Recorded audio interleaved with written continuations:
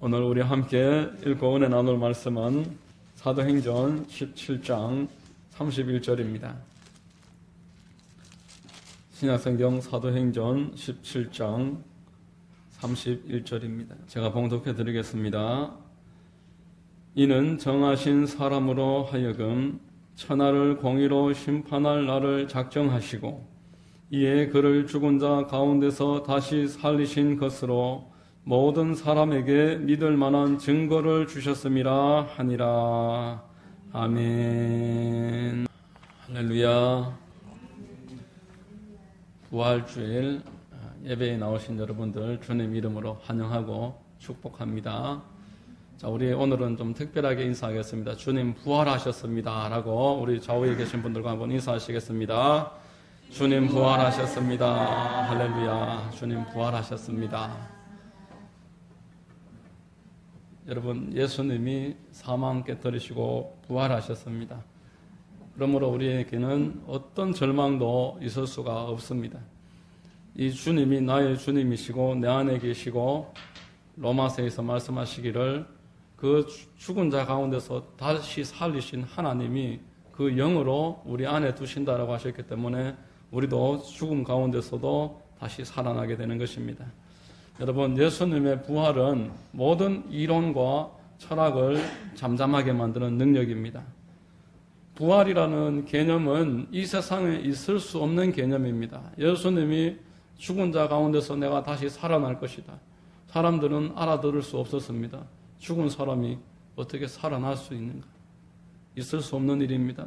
여러분, 종교는 인면의 앞편이다. 사람을 무기력하게 만든다. 라고 말했던 그 공산주의자들이나 기독교를 아주 박해했던 사람들은 이 부활 앞에서 할 말을 잃을 수밖에 없었습니다. 종교라는 것이 사람을 세상에 적응하게 하고 선하게 살게 만들고 이 정치와 권력 앞에서 순응하게 하는 역할을 하는 것이 종교라면은 기독교는 종교가 아닙니다.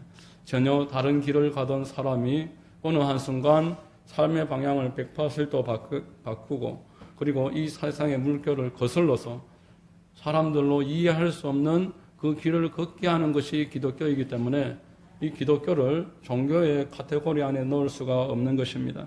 여러분, 예수님을 부인하고 뿔뿔이 흩어져서 도망갔던 제자들은 생업을 찾아서 돌아가고 말았지만 부활하신 예수님을 만난 다음에 그들은 완전히 변화되었습니다. 제자들은 그때로부터 자기 생명을 아끼지 않고 복음 전하는 일에 완전하게 헌신하는 사람들로 바뀌었습니다. 여러분, 세상 어디에서 이런 일이 있을 수가 있었습니까? 누가 자기의 불이익을 위해서 거짓을 말하겠습니까? 죽음을 위해서 거짓을 말할 수 있는 사람이 누가 있겠습니까? 이 일이 가능하게 하신 것이 바로 부활입니다. 로마 황제의 서슬퍼런 그 박해 앞에서 십자가의 형장이 이슬이 되고 형장의 이슬이 되고 또 그 사자굴에서 사자의 밥이 되는 그 현실 앞에서도 끝까지 예수 부활을 증거하면서 그 제자들과 사도들은 생명을 내어놓았던 것입니다. 여러분, 사도 바울이 180도 자기의 삶을 바꿨습니다.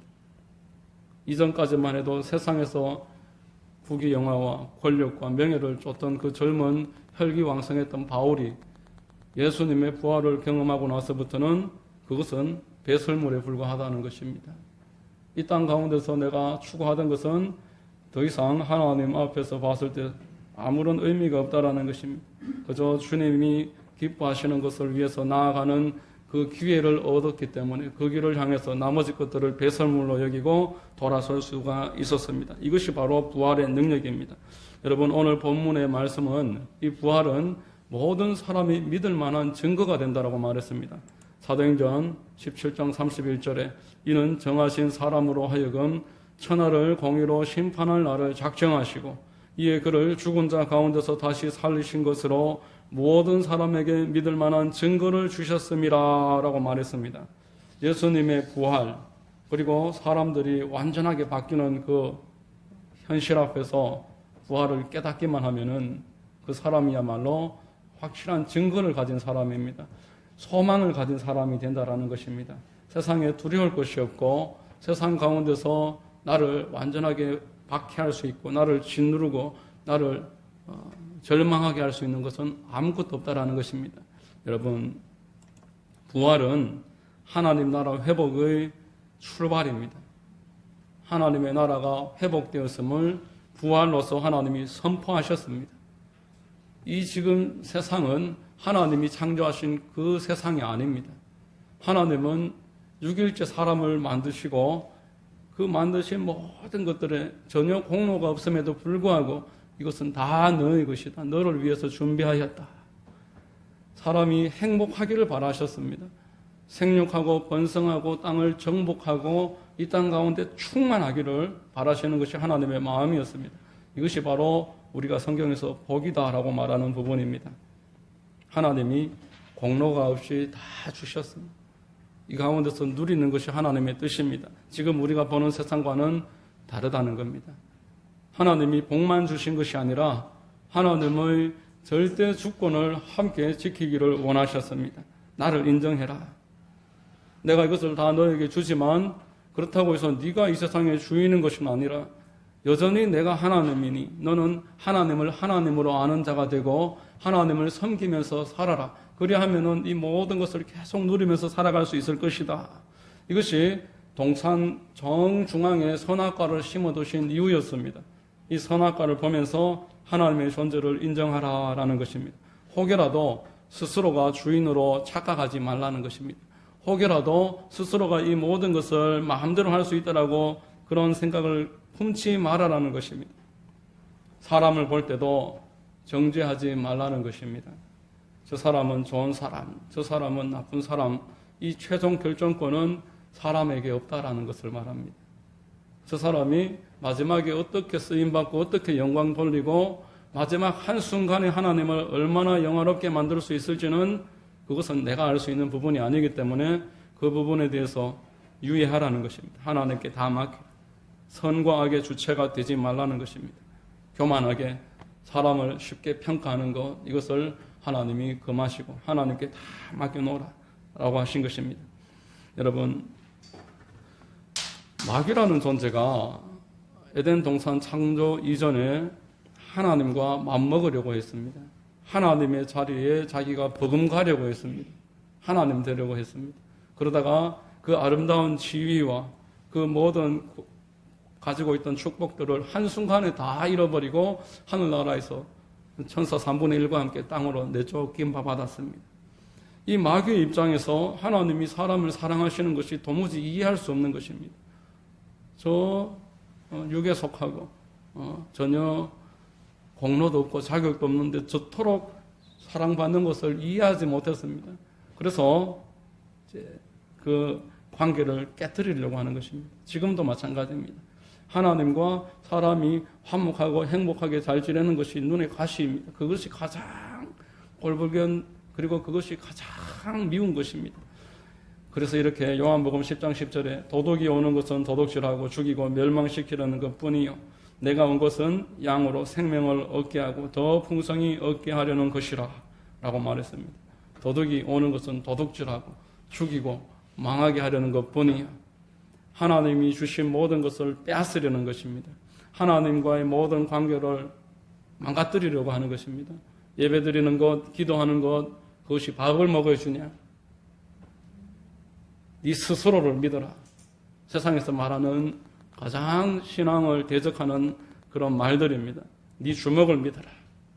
여러분, 네 주먹을 믿어라. 이런 말은 50년 전에, 40년 전에도 들을 수 있는 말이었습니다. 40년 전에 네 주먹을 믿어라 했던 사람들, 지금 한 연세가 한 80, 90쯤 되셨겠죠. 아직도 네 주먹을 믿어라 이런 말을 할 수 있겠습니까? 사람을 믿을 수가 없는 것입니다. 여러분, 우리는 무엇을 보고 무엇을 듣느냐가 이처럼 중요합니다. 마귀가 계속 말하는 것을 듣고 가만히 있으니까, 그리고 말하는 대로 그것을 보기 시작하니까 그 믿음이 마귀의 말을 믿게 된 것입니다. 마귀의 말을 믿고 하나님이 주신 복을 스스로 다 걷어차고 말았습니다. 여러분, 오늘날 이 땅이 이처럼 미쳐서 돌아간다라고 표현할 수 있을 정도로 이 세상이 엉망이 되고 있고 사람들이 이토록 고통당하는 것은 마귀의 손에 붙잡혀 있어서 그런 것입니다.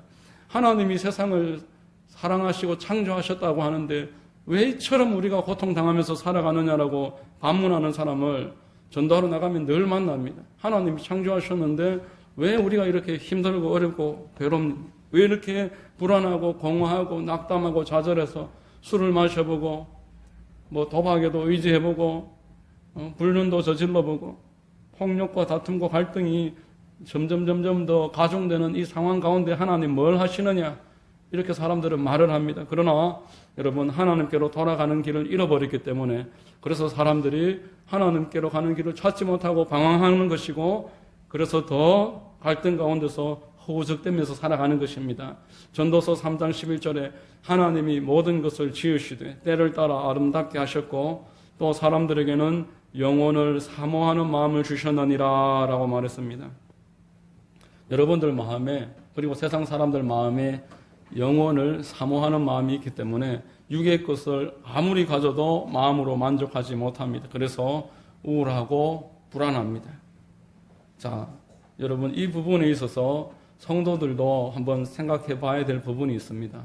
내가 믿음을 가지고 있는데 내가 나름대로 신앙생활을 하는데 나도 불안하고 공허합니다. 어떻게 된 것입니까? 이렇게 말하는 사람들이 있을 수 있습니다. 여러분, 자기 마음을 한번 잘 살펴보십시오. 믿음만 있는 게 아닌 것입니다. 불신이 함께 있습니다. 저를 비롯해서 모든 성도님들 마음에 믿음만 있는 것이 아니라 불신이 함께 있습니다. 우리가 말씀 외에 먹는 다른 혼의 양식들이 있습니다. 스마트폰을 비롯해서 온갖 혼의 양식들이 있습니다. 악한 영들은 그런 것들을 비롯해서 우리의 미움, 시기, 질투, 혈기, 분노 이런 것들을 먹고 자랍니다. 악한 영이 이 세상 사람들은 그 다음 관심이고 첫 번째 공격하는 대상 성도들이 이런 미움, 다툼, 시기, 질투, 혈기 세상에서 주는 혼의 양식들을 먹고 내 안에서 점점 풍성해집니다.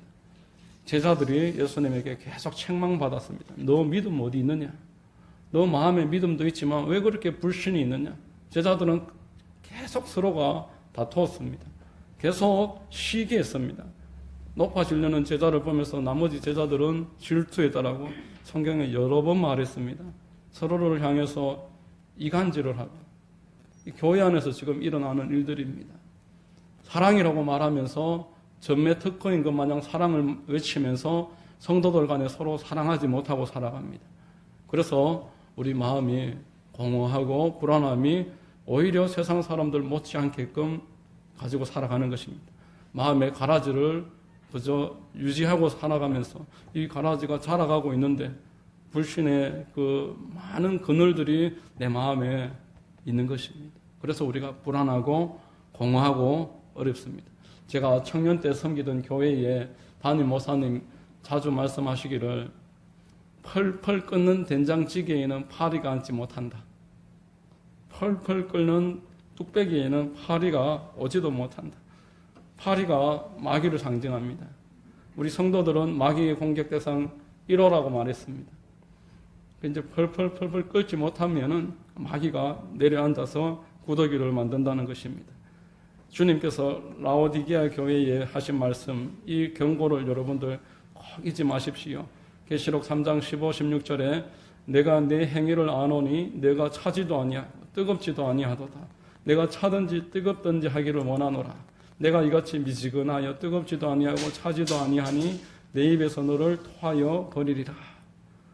7교회가 나오는데 칭찬받은 교회는 2교회밖에 없습니다. 나머지 5교회는 책망을 받았습니다. 칭찬도 있긴 있었지만 다 책망받았습니다.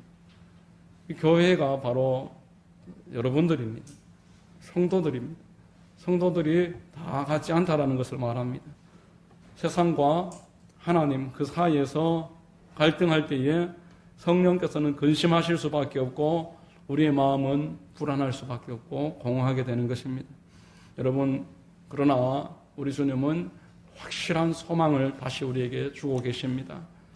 우리 주님은 우리를 사랑하셔서 이 세상 사람들에게 찾아오셨고 그리고 죽으셨고 오늘 부활로서 확실한 소망을 주셨습니다. 요한복음 3장 16절에 하나님이 세상을 이처럼 사랑하사 독생자를 주셨으니 이는 그를 믿는 자마다 멸망하지 않고 영생을 얻게 하려 하심이라 라고 말했습니다. 하나님이 여러분들에게 오셨습니다. 하나님이 사람 되셔서 이 땅에 오신 것을 임마누엘이라 라고 말했습니다. 하나님이 하늘 보좌 버리시고 이 땅에 사람 되셔서 사람과 같이 살아가는 것을 여러분 가볍게 여기지 마십시오. 우리가 피조물로서 다른 피조물을 볼 때도 이렇게 우리하고 다르구나 여기는 것들이 있을 것입니다. 저도 집에서 요즘 개를 키워보니까 개를 이렇게 보니 정말 사람하고 다르구나 그런 생각을 참 많이 합니다. 영이 없는 존재로서 본능에 따라서 본능만 쫓으면서 살아가는 이렇게 우리하고 다르구나 그렇게 생각을 합니다. 피조물을 그렇게 생각하는데 창조주께서 우리 피조물을 볼 때 어떠하겠습니까? 하나님이 사람 되셔서 이 땅에 오셨습니다. 주님이 찾아오신 것만으로도 그 사랑을 충분하게 우리가 알고 마음에 그것을 깨달을 수가 있음에도 우리 주님은 거기에서 더 나아가서 십자가를 짊어지셨습니다. 창세기 3장 17절에 그리고 그 이후로 21절까지 보면은 우리 주님이 저주를 다 짊어지시고 우리의 모든 저주를 제거하기 위해서 스스로 가죽옷이 되셔서 우리를 품어주신다 라고 말씀을 했습니다. 출애굽기 12장 말씀에 6월절 어린 양의 이야기가 나옵니다. 양을 잡아서 그 피를 문설주에 발라라. 그 피를 보면은 내가 너를 넘어가리라. 십자가를 예언하는 것입니다. 이사야서 53장 4절 이하에 보면은 그는 실로 우리의 질고를 지고 우리의 슬픔을 당하였거늘 우리는 생각하기를 그는 징벌을 받아 하나님께 맞으며 고난을 당한다 하였노라. 그가 찔림은 우리의 허물 때문이요 그가 상함은 우리의 죄악 때문이라. 그가 징계를 받음으로 우리는 평화를 누리고 그가 채찍에 맞음으로 우리는 나음을 받았도다. 우리는 다 양 같아서 그릇 행하여 각기 제 길로 갔거늘 야훼께서는 우리 모두의 죄악을 그에게 담당시키셨도다 라고 말했습니다. 십자가를 예언한 말씀입니다. 예수님이 십자가에서 운명하시면서 다 이루었다 그러면서 운명하십니다. 여러분 가죽옷이 되어주신다는 예언을 이루셨습니다. 6월절 어린 양이 되셔서 그 피를 우리를 위해서 발려주신다는 것을 예언하셨습니다. 이루셨습니다. 그리고 그 죄악을 다 담당할 것이라는 이사야의 고백을 이루셨다라는 것입니다. 그래서 십자가는 하나님이 결심하신 사건이요 저와 여러분들에게 기쁨이요 자랑이 됩니다. 이러한 임마누엘과 십자가를 사람들이 믿을 만한 것으로 만들어 주시는 것이 부활이신 것입니다. 임마누엘과 십자가가 우리로 확인할 수 있고 체험할 수 있고 우리가 이제 눈으로 보면서 그것을 인정하게 하는 것, 그것이 바로 부활입니다. 오늘 본문은 이는 정하신 사람으로 하여금 천하를 공의로 심판할 날을 작정하시고 이에 그를 죽은 자 가운데서 다시 살리신 것으로 모든 사람에게 믿을 만한 증거를 주셨음이라 이렇게 말씀하십니다. 여러분 부활은 성도의 확실한 소망이 됩니다. 기독교 역사 2000년 이후로 자기의 생명을 주님을 위해서 내어 맡기고 180도 인생의 진로로 바꾸었던 이 확실한 증인들, 우리의 소망이 되는 것입니다. 우리의 삶이 우리 스스로가 볼 때에 소망이 됩니다. 내가 하나님이 아니고서 어떻게 이렇게 바뀔 수가 있을까? 내 가족을 보면서 하나님이 아니고서 어떻게 저 사람이 저렇게 바뀔 수가 있을까? 내 주변에 지금까지와 전혀 달라진 사람을 보면서 소망을 가지고 증거를 가지고 확인하면서 살아가게 만드시는 것입니다. 여러분, 부활이 주는 선물이 있습니다. 부활로서 이제 가능하게 된 우리의 선물입니다.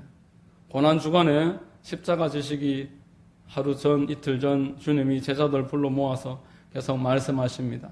자, 이제 너희들은 걱정할 필요 없다. 내가 떠나가지만 걱정할 필요 없다. 내 이름으로 이제 기도할 수 있다. 내 이름으로 무엇이든지 구하면 내가 시행하리라. 여러분, 주님이 만약에 십자가에서 그처럼 처참하게 돌아가시고 부활하지 못하셨더라면 우리는 기도할 수가 없습니다. 누구한테 우리가 기도하겠습니까? 그토록 비참하게 십자가에 매달리신 분에게 무슨 기도를 하겠습니까? 그러나 우리 주님이 부활하셨기 때문에 이제 우리는 부활을 가지고서 하나님 앞에 확실하게 기도할 수 있는 것입니다. 기도하라 하신 그분이 죽음 깨뜨리시고 부활의 첫 열매가 되셨기 때문에 죽음마저도 우리 주님의 부활 앞에서 무력하다는 것을 확인한 그 확신을 가지고서 이제 나에게 있은 모든 상황과 내 앞에 있는 장애와 문제들을 놓고 그 부활의 능력을 가지신 하나님 앞에 기도하면서 살아갈 수 있는 것입니다. 여러분, 제자들이 예수님이 옆에서 함께 계실 때에 기도할 필요가 없었습니다. 우리 주님이 죽은 자도 살리시고 병든 자를 고치시고 귀신도 쫓으시고 수만 명을 먹이시고 물고기 입에서 동전도 끌어올리시고 모든 일을 다 해주셨습니다. 그래서 그저 따라다니는 것으로 충분했습니다. 그러나 이제 우리 주님이 부활하시고 승천하시고 눈으로 우리가 볼 수가 없습니다.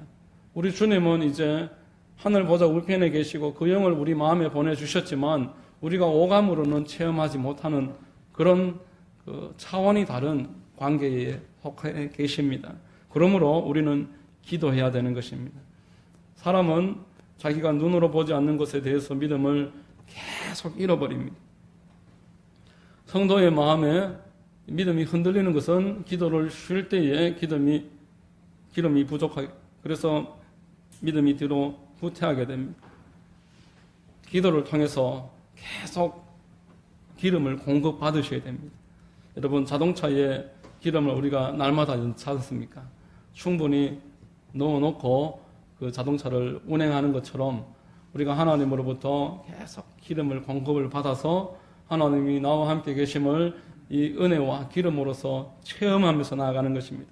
날마다 식사를 하듯이 우리 주님 앞에 이제 기도하면서 은혜를 공급을 받아서 우리가 충만하게 살아갈 수 있습니다. 고린도후서 6장 1절로 2절에 우리가 하나님과 함께 일하는 자로서 너희를 권하노니 하나님의 은혜를 헛되이 받지 말라. 이르시되 내가 은혜 베풀 때에 너에게 듣고 구원의 날에 너를 도왔다 하셨으니 보라 지금은 은혜 받을 만한 때이요 보라 지금은 구원의 날이로다 라고 말했습니다. 하나님이 지금 여러분들에게 은혜를 주시는 것입니다. 하나님은 지금도 여러분들에게 은혜를 주시기를 원하십니다. 그리고 여러분들의 삶을 구원하십니다. 구원이라는 것이 천국 가는 것만이 다가 아니라고 말씀드렸습니다.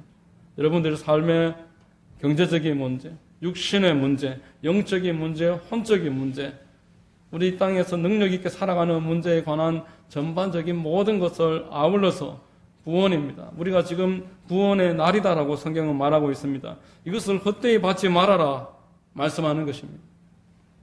하나님께 기도하는 일을 통해서 우리의 구원과 은혜가 점점 풍성해지는 줄로 믿으시기를 바랍니다. 여러분, 사도들이 주님 부활 승천하시고 가장 집중해서 했던 일이 기도였습니다. 사도행전 1장에는 그들이 오로지 기도에 힘썼다라고 말합니다. 다른 일을 하지 않고 성령 받을 때까지 기도에 집중했다라고 말씀하고 있습니다. 성령 충만 받아서 교회가 출발했습니다.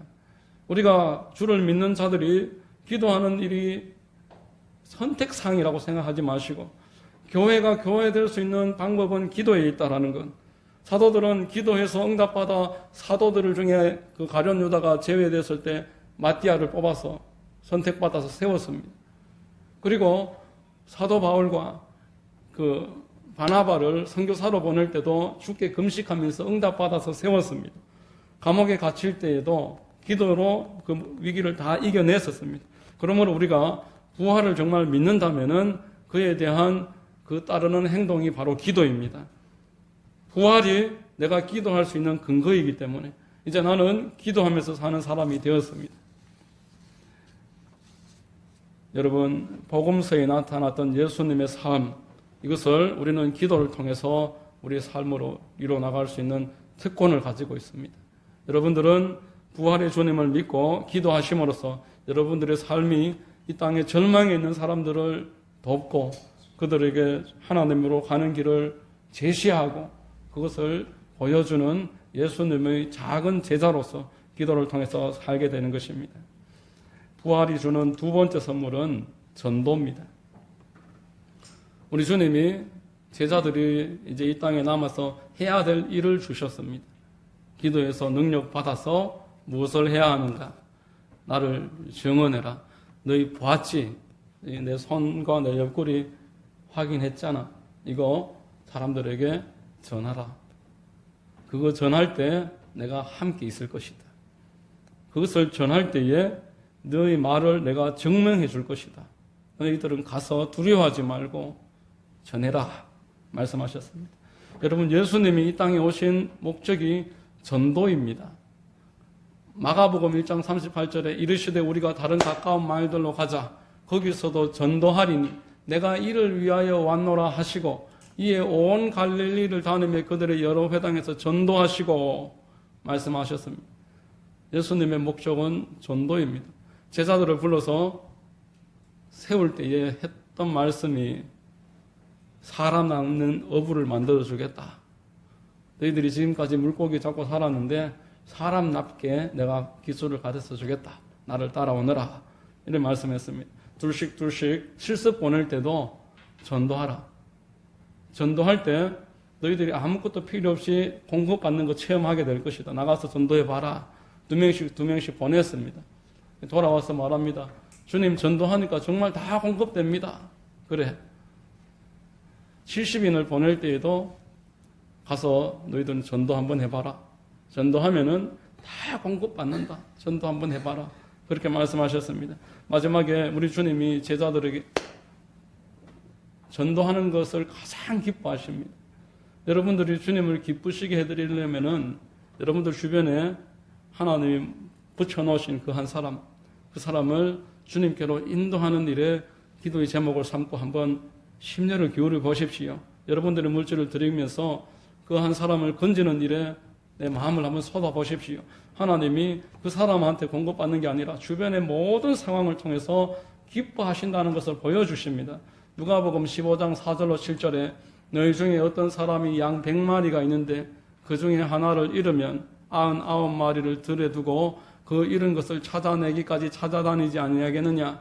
또 찾아낸 즉 즐거워 어깨에 메고 집에 와서 그 벗과 이웃을 불러 모으고 말하되 나와 함께 즐기자. 나의 잃은 양을 찾아내어노라 하리라.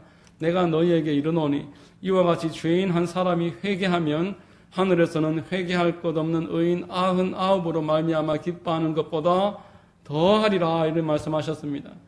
여러분, 불신자 한 사람을 전도를 하면은 우리 교회 예수님 믿는 기존의 성도가 100명이 오는 것보다 다른 교회 집사님들 100명이 여기 오시는 것보다 저 길거리에서 술 마시고 계시고 저 낙심하고 좌절해 있는 그 한 사람이 교회에 찾아오면은, 그래서 회개하고 정말 성도로서 거듭날 수만 있으면은 하나님은 그것을 가장 기뻐하신다 말씀하셨습니다. 한 영혼 구원받는 것보다 우리가 하나님을 기쁘시게 해드리는 일이 없습니다.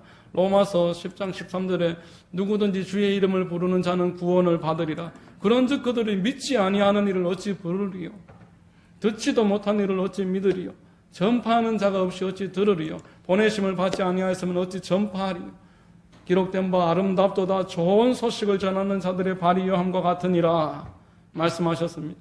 여러분들이 전도하는 일에 그 열심을 내시고 그 한 사람에게 한번 찾아가는 것, 하나님 얼마나 기뻐 보시느냐 이 말입니다. 여러분들이 갈 때 홀로 가시지 않습니다. 여러분들이 그분을 찾아갈 때 하나님이 동행하십니다. 마태복음 28장 18절로 20절에 예수께서 나와 말씀하여 이르시되 하늘과 땅의 모든 권세를 내게 주셨으니 그러므로 너희는 가서 모든 민족으로 제자를 삼아 아버지와 아들과 성령의 이름으로 침례를 베풀고 내가 너희에게 분부한 모든 것을 가르쳐 지키게 하라. 볼지어다 내가 세상 끝날까지 너희와 항상 함께 있으리라 라고 말씀하십니다. 여러분들이 전도하는 일에 하나님의 부활을 확신한 다음에 이것을 전하면은 주님이 함께 계시겠다. 우리는 주님 부활하심으로 할 일을 받은 사람들입니다. 이 땅에 우리는 소망을 가지고 살아갑니다. 우리 홀로 하는 것이 아니라 하나님이 그 일을 하는 사람을 도와주신다라는 것입니다. 여러분들 하나님 체험하기를 원하시는 분 아멘 하시기를 바랍니다. 여러분 하나님 체험하시기를 원하실 것입니다. 우리 주님은 전도하는 사람과 함께 계십니다. 사도행전 1장 8절에 오직 성령이 너희에게 임하시면 너희가 권능을 받고 예루살렘과 온 유대와 사마리아와 땅끝까지 이르러 내 증인이 되리라. 우리 주님이 능력 주시는 사람은 복음 전하는 사람입니다. 복음 전하라고 능력을 주시는 것입니다. 여러분 전도는 이 땅에 여러분들의 부담이 아닙니다. 영원히 저 하늘의 별과 같이 빛나는 사람이 될 것이라 말씀합니다. 천국을 보고 왔다라는 분들, 저는 다녀오신 다음에 바뀌지 않으면은 그 말은 별로 신뢰할 필요가 없다라고 생각을 하는데, 저기 김영삼 장로님 섬기던 교회 소망교회 당회장이셨던 신성종 목사님이 천국을 보고 오셨어요.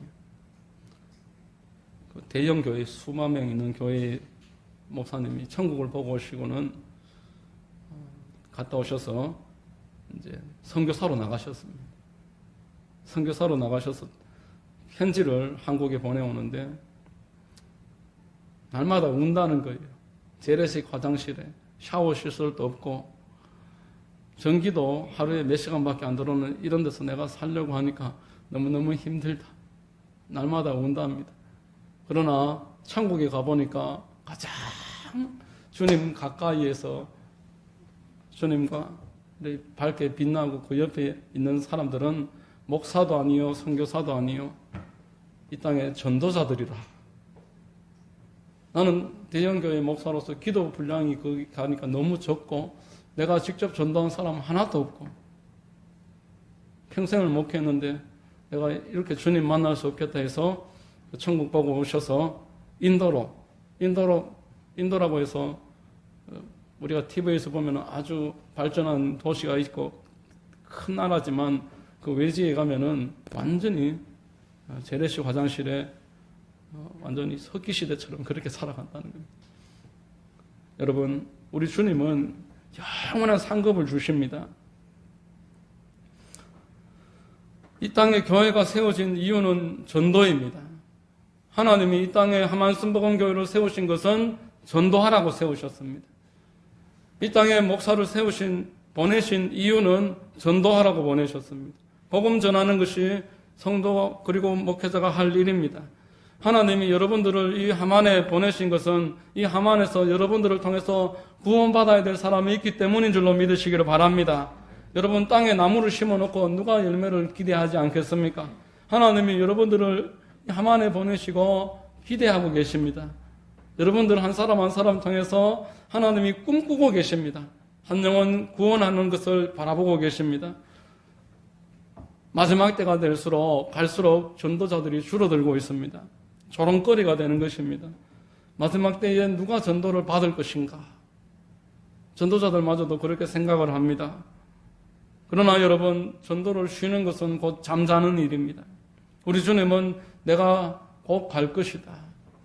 그러나 내가 갈 때에 누가 깨어 있겠느냐라고 말했습니다. 일하는 자에게 먹을 양식과 뿌릴 종자 씨앗을 주시겠다라고 말씀하셨습니다. 여러분, 우리는 내 생활을 하는 그 생활의 터, 학교며 직장이며 가정에서 내 주변에 불신자를 보는 눈을 열어달라고 기도하셔야 됩니다. 그 한 사람을 내가 어떻게 하면 전도할 수 있을까? 우리 주님이 부활하신 목적이 그 사람 전도하기 위해서입니다. 주님이 오늘도 이 땅을 닫지 아니하시고 하루 더 연장시켜 주시는 것은 이 땅에 불신자가 남아있기 때문에 그렇습니다. 그 한 사람 구원하기를 우리가 주님이 기대하고 계신다라는 것입니다. 이 일을 위해서 손해 날 때도 있고 또 내 물질이나 내 시간이 낭비가 되는 것처럼 여겨질 때가 있습니다. 그러나 이 일은 하나님이 이 땅에서 100배로 갚으시겠다라고 말씀하셨습니다. 100배로 갚으십니다. 여러분, 이 땅에서 여러분들이 어디에서 투자를 잘하시면 100배를 보상받겠습니까? 요즘 은행 10%만 붙여줘도 10% 붙여주는 데가 없지만 그 그 정도만 해줘도 사람들이 새벽에 3시부터 막 그 줄 서서 적금, 예금 하나 타려고 막 5%밖에 안 되는데도 줄을 선다고 하는데 하나님은 전도하는 자에게 100배의 보상을 약속하셨습니다.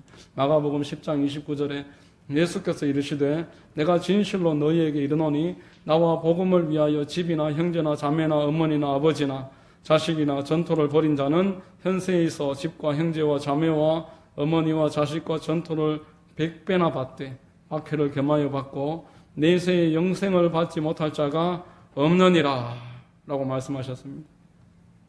그러나 먼저 된 자로서 나중되고 나중된 자로서 먼저 될 자가 많으니라. 우리 중에 누구도 하나님 앞에 나중되는 사람이 없기를 바랍니다. 하나님이 우리를 불러주셨을 때에는 기대하고 우리가 하나님께 영광 돌리고 열매 많이 돌려드리기를 바라고 계십니다. 요한복음 15장에 너희가 많이 열매를 맺으면 아버지께서 영광을 받으신다라고 말했습니다. 이 일에 우리가 먼저 된 자가 되어서 이 일에 침노하는 자가 되어서 하나님 앞에 많은 열매를 올려드리고 이 땅에서 우리가 100배의 보상을 받고 영생을 넉넉하게 얻는 자들이 되어야 되지 않겠습니까? 여러분, 부활절날 우리가 나눠야 될 메시지가 바로 이것입니다. 불신자들을 향해서는 확실한 증거가 주어졌다라는 것이 부활절의 메시지입니다. 이것은 어디서 말로 꾸며내는 것이 아니라 전혀 180도 바뀐 사람들의 삶이 부활을 증명하고 있다라고 기독교 역사가 그것을 뒷받침하고 있다고 불신자들에게 부활을 우리가 선포할 수 있습니다. 그리고 성도들에게는 부활의 선물은 첫째는 기도요, 둘째는 전도다. 이것을 부활의 주일날 우리가 이것을 나눠야 될 것입니다. 하나님이 우리에게 이제 기도할 수 있는 근거를 주셨습니다. 그리고 이 땅 가운데서 여러분들이 살아가야 될 목표를 주셨습니다. 부를 수 있는 노래가 있는 사람은 행복하다. 하버드 대학교 전 총장이 그렇게 말했습니다. 흔들 수 있는 깃발이 있는 사람이야말로 행복한 자다. 따를 수 있는 지도자가 있는 사람이 행복한 사람이다. 우리는 부활하신 주님 따라서 기도하면서 전도하면서 살아갈 수 있는 은혜와 특권을 얻은 하나님이 친히 기뻐하시는 친자녀들인 줄로 믿으시기를 바랍니다. 여러분, 이 부활의 주일날 하나님 은혜 가운데서 심령을 회복하시길 바랍니다. 하나님이 여러분들을 끝없이 사랑하고 계십니다. 우리에게는 확실한 소망이 있습니다. 그리고 이 땅 가운데서 해야 될 일이 있습니다. 이 부활의 분명한 메시지가 여러분들의 심령 가운데서 넘쳐나시기를 예수님의 이름으로 축원드립니다. 기도하겠습니다. 하나님 감사합니다. 오늘 말씀을 통해서 부활은 우리가 가장 소망을 두고 우리가 소망을 가지고서 살아갈 수 있는 하나님의 선물임을 다시 한번 깨닫습니다. 이 땅 가운데서 이제 기도하면서 살 수 있게 되었고 또 할 일이 있음을 깨닫는 부활의 메시지가 우리의 마음에 잘 깨달아지고 믿어져서 주님의 뜻 가운데 날마다 살아가기에 부족하지 않도록 역사해 주시고 인도하여 주시옵소서. 감사하오며 예수님의 이름으로 기도하옵나이다. 아멘.